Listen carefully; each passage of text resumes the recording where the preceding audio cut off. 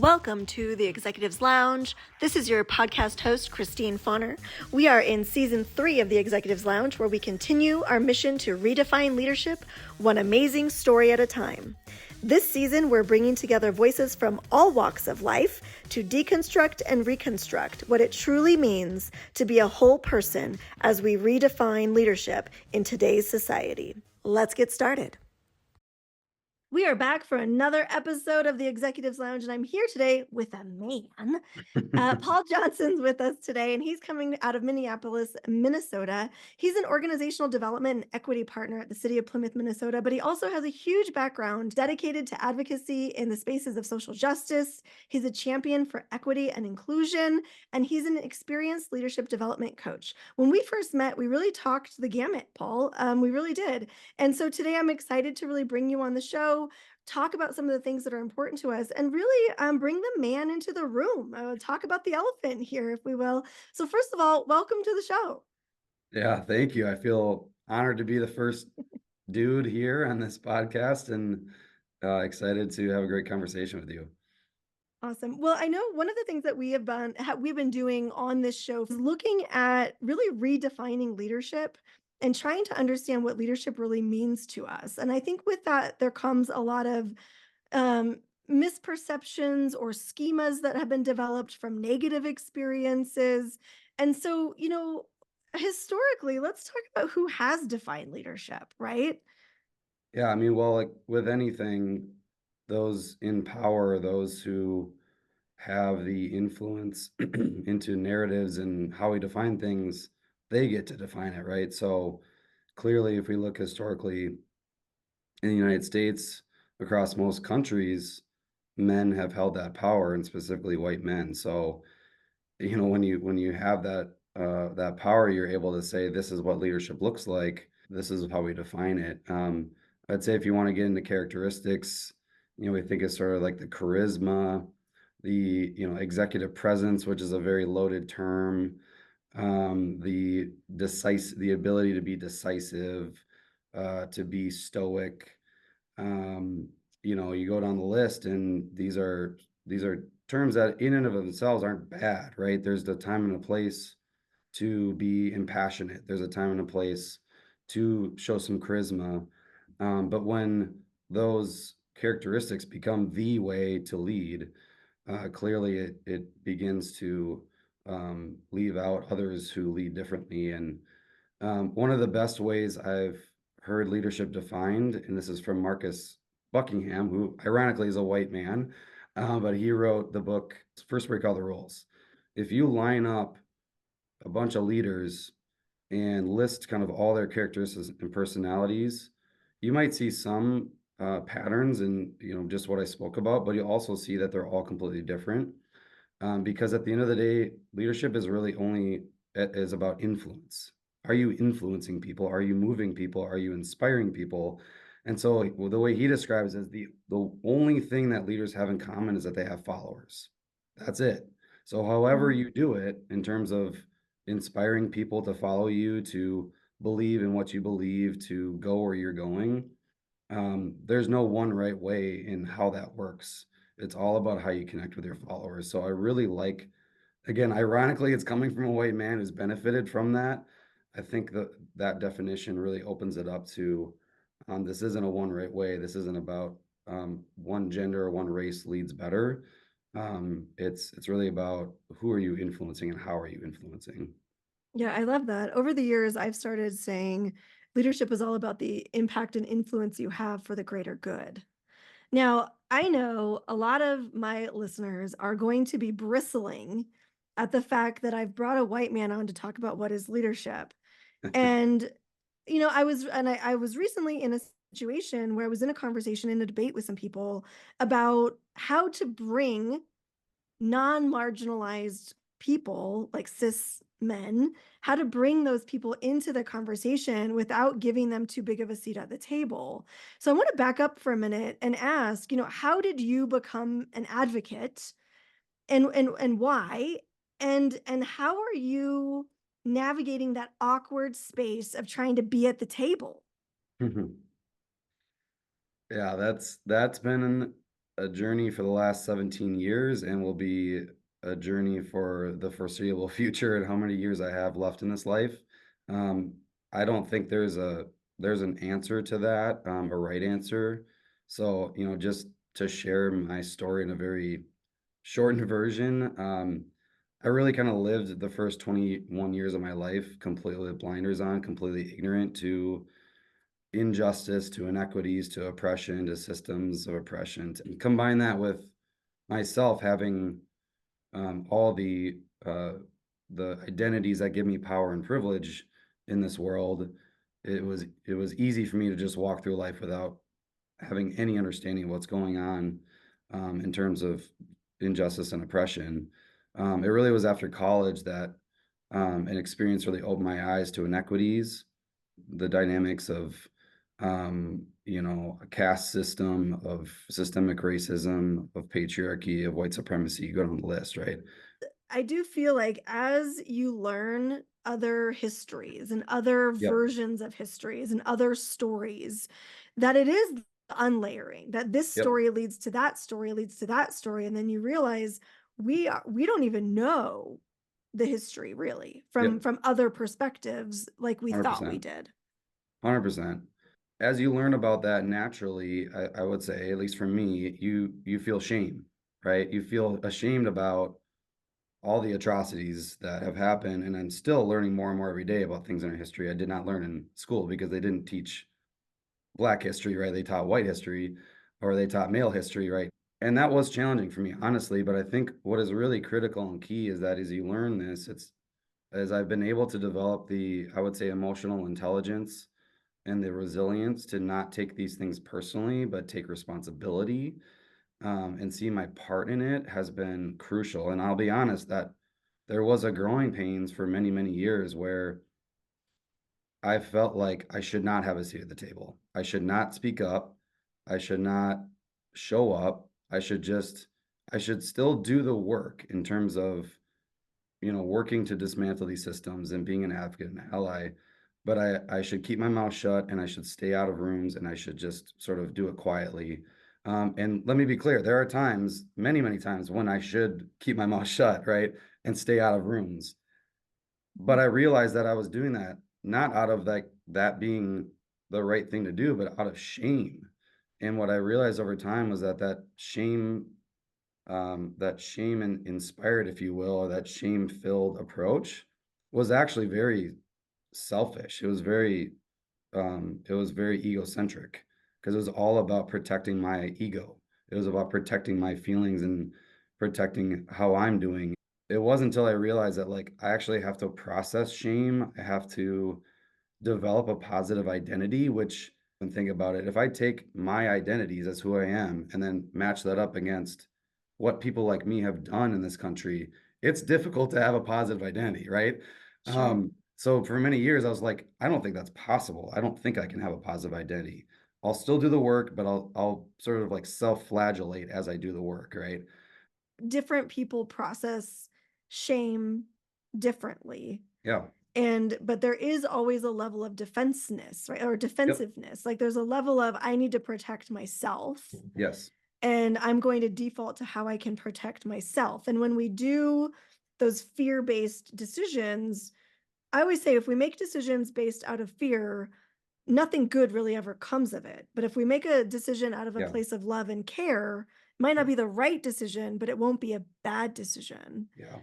I want to talk for a minute about um, what you had said a minute ago about, uh, avoiding the room or disconnecting from spaces because of that shame. I think too there's a space where you become anti, like as you learn about the atrocities that have happened to certain marginalized people across the globe historically as human beings, we become anti-racist or Hmm. we become these um anti people, like I don't want that. um Mm, and I think too, we look at things in terms of like reparations. Well, how do I fix it? mm, But I don't know if those are the right directions either, because you can't go back in history and fix. And when you're not something, then it's still tied to the what you don't want to be. mm. how do you move into what I see you now is in this advocacy space or this work space of forward, right? Yeah. Yeah, well, that was very, I mean, the aspirational part of identity development was really what moved me out of a shame spiral, I'll call it. I still don't feel great about my identities. And I don't feel great about what white men have done in history, but that doesn't mean I can't feel great about who I am as a human being. I still deserve to be seen. I still deserve to feel valued. I still deserve to all the things we all humans deserve, right?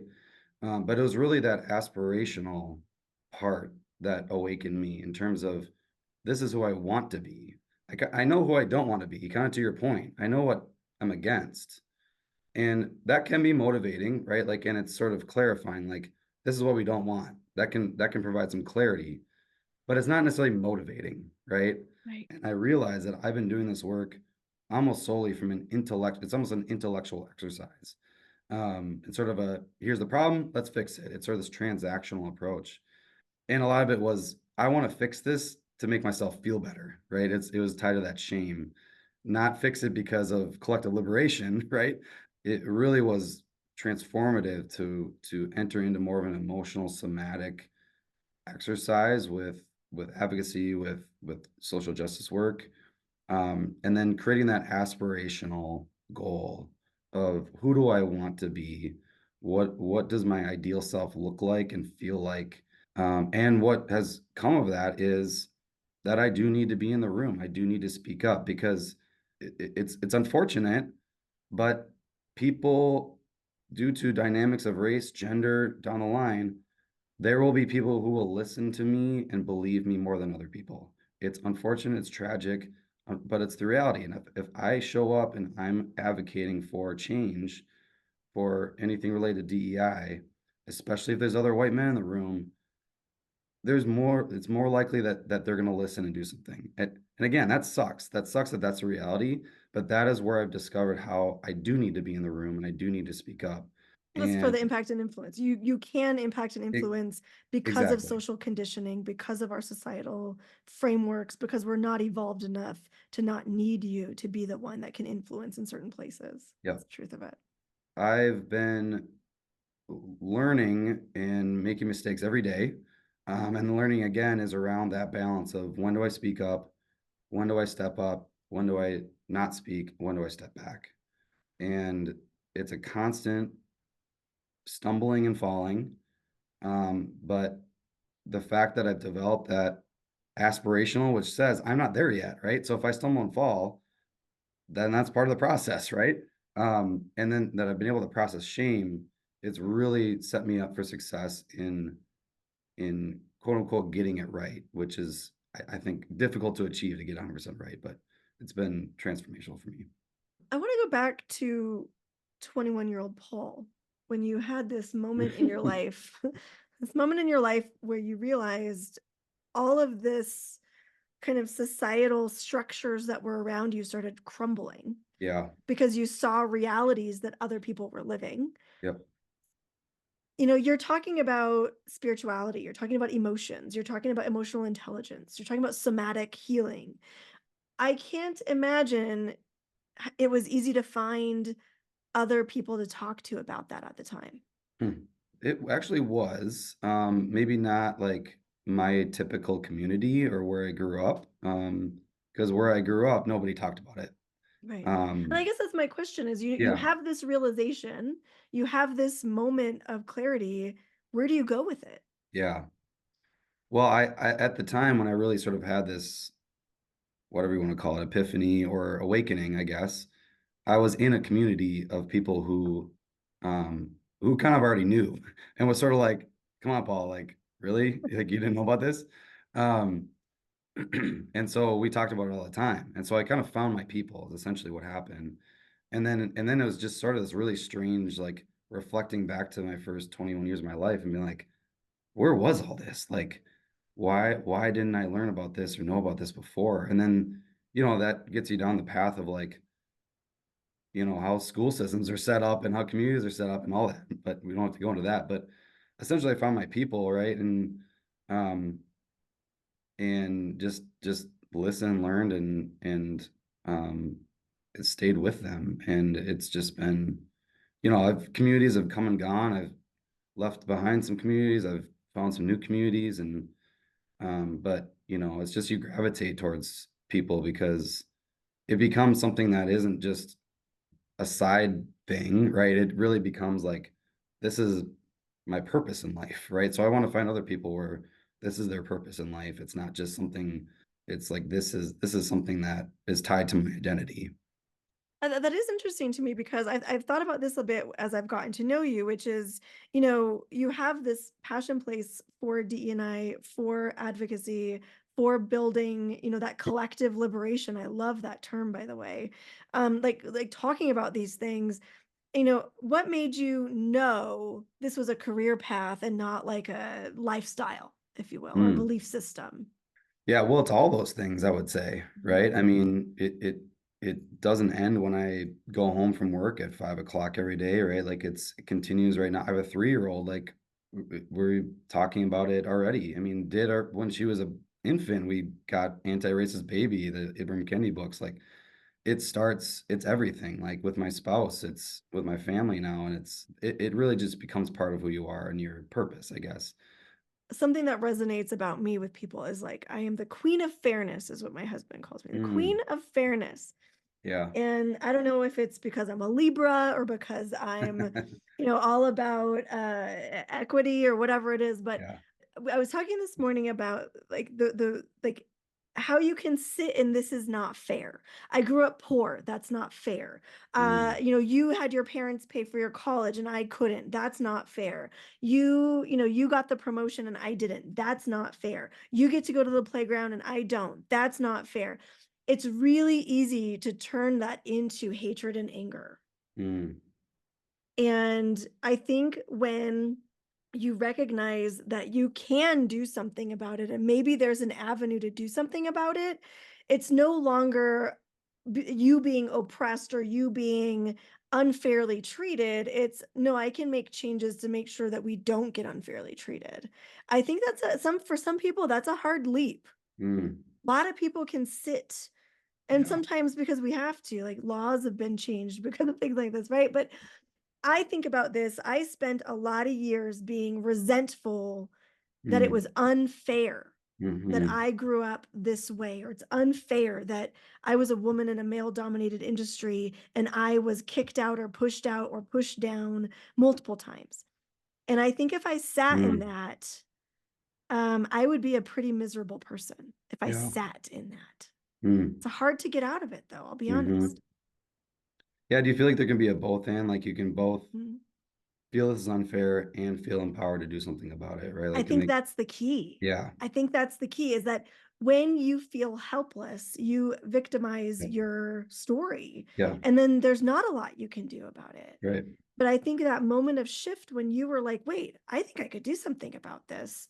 Um, that's the piece I think that when you learn how to do that, bringing others into that space is so critical too, because Yep. sitting in this space is so scary to me. Well, I think what's missing in that space is hope. And I think that's where a lot of people get to is it's not just a mixture of a lot of emotions, but it's not just resentment. It's not that this is unfair, but it's also I don't feel like things will ever change.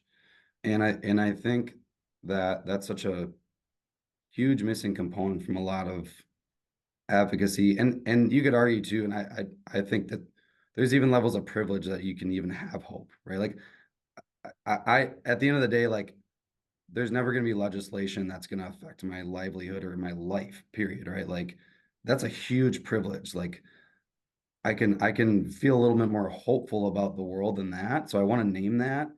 And I want to say that hope is such a critical element of it. And I've seen so much burnout from people, um, and burnout that can turn into unproductive ways of doing this work because there's a lack of hope. I'm a glasses half empty person.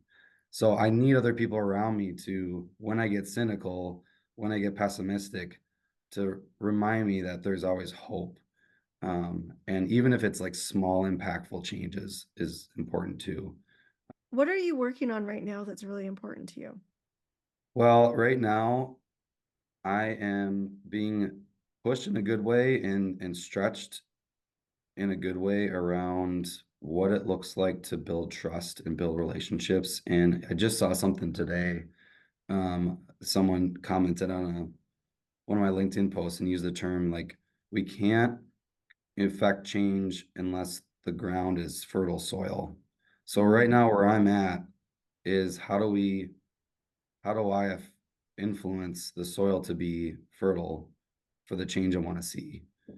And that's difficult because you want obviously you want to affect change now, right? Like mm. especially when you feel the urgency, we have to also understand the reality that people don't change unless there's trust and people, and it's back to leadership, right? Like if people don't feel led by someone in an inspirational, motivating way where it feels like they are coming along with rather than being forced to do something or go somewhere, they don't even know where they're going and they're not on board and they don't even trust the person they're following, you're just not going to see individual human change, or you're not going to see systemic change. So I've been really learning patience and trusting the process and balancing that with still having a sense of urgency because I don't want to get complacent. I'm very highly aware that I can easily, because I have these privileges, I can get easily complacent. So I also need people to hold me accountable, to be like, okay, well, let's still keep moving this along. Don't slow up too much, right? Having a sense of urgency has kind of what I've been working on personally. And that's they can feel adversarial at times, right? But they're very much partners in this work. Well, I want to wrap up our time. I'm going to put information in our description of this episode for your LinkedIn, which is how I got connected to you. Just your posts are informative, scientifically driven, thought provoking. And so I'd love for people to find you on LinkedIn. I also want to shortly and quickly mention that you do have a podcast, although there's not new episodes. Yeah, There's a great inventory of episodes, and it's called The Modern White Man. And so we'll put a link in there as well. Do you want to give us a quick little yeah, gist of how that came to be? yeah. So a couple years back now, wow, a friend and colleague of mine, Ken Lawrence, came to me. He came with the idea around um, creating a podcast where it'd be two white men talking about our journeys in anti-racism, anti-sexism. And to be honest, when he pitched the idea to me, I was like, "Are you like, is this a joke? Like, you're proposing that two white men, Talk right? Like, about start a non-white men podcast, things. yeah, right, start a podcast, take up airspace, and talk about things like racism and sexism. Like, really? Like, but then when he explained more the purpose behind it and what he was inspired by, which is mainly the book "Why Are All the Black Kids Sitting Together in the Cafeteria?" Book, And by her the way. book is all about racial identity development. And that was a new concept for me as a white person, right? Mhm. The importance of racial identity development. There's Uh, another book called You Can't Teach What You Don't Know. It's a ooh, great book. I don't know. I gotta check that one out. Mhm. Um, but what really drew me in was he and I both struggle with what we talked about earlier. What is our role in this work, right? As white men, white cis hetero men, to be clear, and we've gotten conflicting messages over the years. We've had people tell us we need you, and we've had people tell us we don't want you here. And so it was reconciling those conflicting messages and being like, okay, then what is it? Like, what is our role? And why is it important that we do understand our identities? And so the podcast really is a journey starting from like talking about the history of white men in this country and our role in it to our own personal journeys in learning about our identity as white men, and then some aspirational conversations, and then we bring on some guests. So it kind of goes in a long arc, and you can kind of pop in anywhere really, and it's not just for white men, but clearly it's focused on that in terms of we wanted to influence other white men to get on board with this journey in discovering our role in equity work. I love it. Paul, Yeah, thanks for being here today. Thanks for being on the show. As always, it's a pleasure, and I hope to talk to you again soon. Thanks so much. thanks so much for having me. It was great talking to you. Thank you for joining us today on the Executives Lounge and the latest episode. You can find more information about Christine Fauner at christinefauner.com, and you can follow us on all of the social media sites, and you can find more podcast episodes on Spotify, Apple, the website, christinefauner.com/podcast.